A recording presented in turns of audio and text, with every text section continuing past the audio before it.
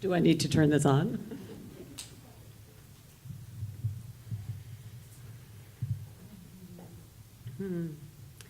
Okay, so there's a joke in my family. How long is it going to take till Davia starts to cry? It's really, really wonderful to be here this evening. Thank you very much. You're sort of hidden there. I've been dreaming and thinking about tonight for a very long time. And here's one of the things that I want to say. First of all, welcome. Thank you for being here. This is a celebration night for me tonight. So it goes sort of like this. Many, many years ago, I decided to run a marathon. And I thought that the marathon was going to be the hard, up to something big thing to do, until I started training for the marathon. And I discovered that every morning I would wake up, I would look at the calendar, and it said, run this many miles today. And each day I would do whatever the calendar said to do. And when I finally got to the marathon, it was a celebration. Tonight is a celebration.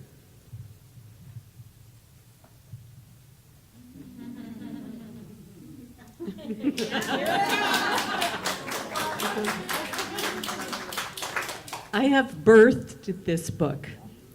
I'm very proud of it. I've gotten really amazing feedback from it. I'm really, really happy to bring it into the world.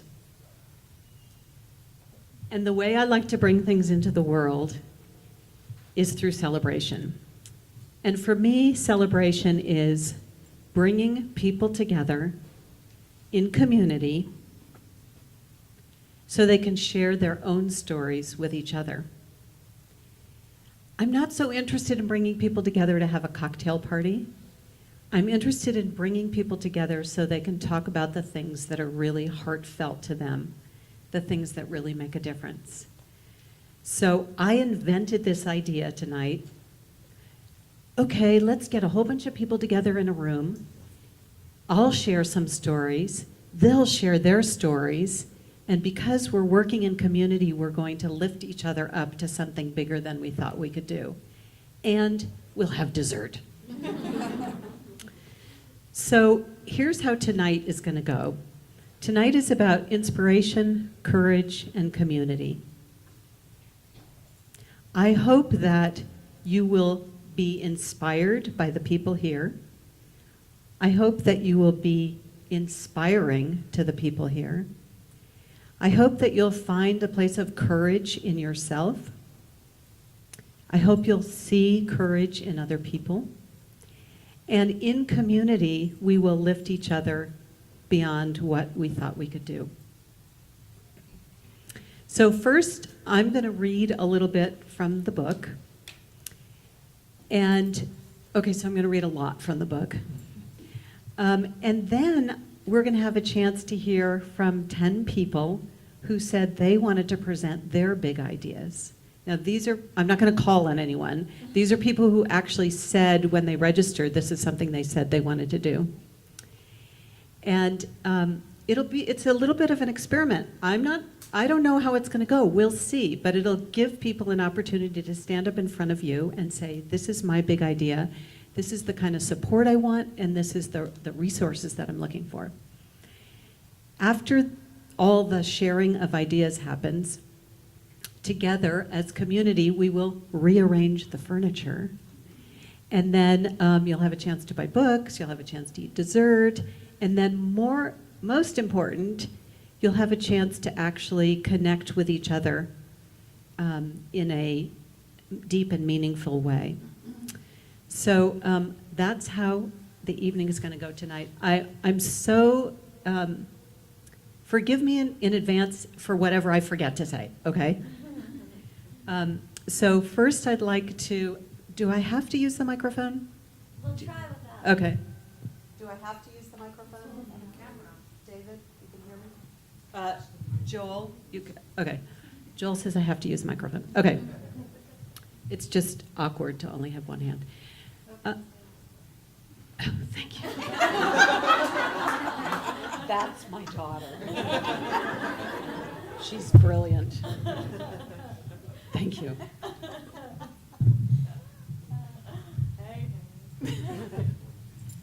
Okay, and then, all right, I need another PA. Lower or A little lower, a little higher, I think that's good. Yeah, thank you. Joel, can I move it?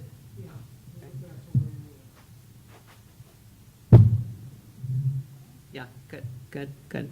That's my other daughter. Okay. Okay, so I want to talk about three things. The first thing I want to talk about is big. So a lot of times, so I'm going to tell you my idea of big. Big for me is big courage. It's not big how many people you've impacted, although it can be that. It's not big actions in the world, although it can be that. For me, big is big courage. It's what is it for you that you're up against? What is it that you're facing that to be there with that would be a big deal for you? It might be a conversation with your mother. That could be really big.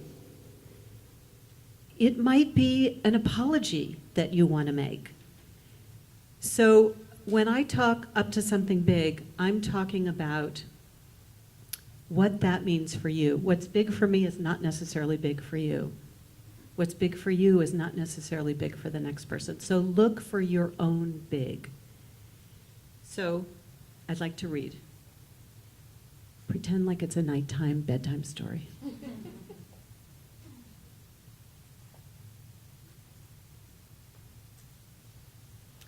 This chapter is called this story is called The Manager Inside.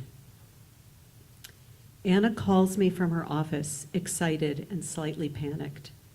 I've just been promoted from my staff position to a management position. Starting tomorrow, I'm going to be managing the very people who today are my peers. Yikes, can you make me into a manager, she says.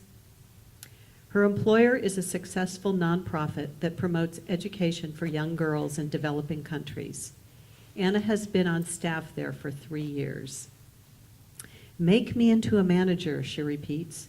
Wave your magic wand and turn me into a manager, as though Superman's suit gave him the power to fly, as though I could dip her in manager water and she'd come out a manager.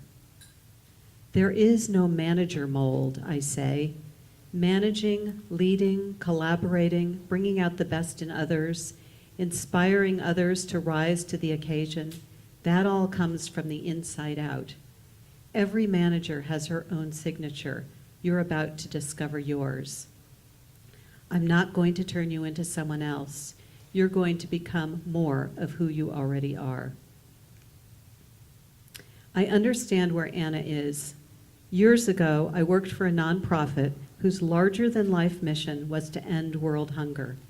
One of my jobs was to ask ordinary, everyday people for very large sums of money to fund our work. The first time I got up on stage in front of a large, crowded room, my stomach was lurching and my hands were clammy. Who did I think I was? What gave me permission to make this request? Someone with the right credentials should be up here on this stage, I thought to myself. Someone more knowledgeable, someone who really knows about world hunger, someone who can move people to take bold action. On our next call, Anna is bubbling over. Davia, we had our manager meeting the other day, she said. 8 of us around an oval table in the conference room with our computers and our iPhones and our writing tablets. I was kind of nervous at first, and I noticed I wanted to just kind of slip into the background, but I didn't. Instead, I took a breath and looked around the room. The meeting started, and right away I had a question. Ugh. At first, I kept my mouth zipped because it seemed like a dumb question. Then I realized that if I had a question, maybe others did too, and that I would be doing everyone else a favor by asking it. So I asked. It was just like me, regular old Anna, wanting to know something. I saw some heads bob up and down. Yep, they were wondering the same thing. It felt good. Not only that, I noticed that the other managers seemed to lighten up a bit too. Above my desk is a newspaper clipping of a photo of a hawk perched on the ledge of a skyscraper in New York City. Beneath the photo, I've tacked a poem. It goes like this. It's by Patrick Overton. When you come to the edge of all the light that you have, and you must take a step into the darkness of the unknown, believe that one of two things will happen. Either you will find something solid to stand on, or you will be taught how to fly. So that's the first question. What is big? The second question is, why does it matter? Why does it matter to be up to something big?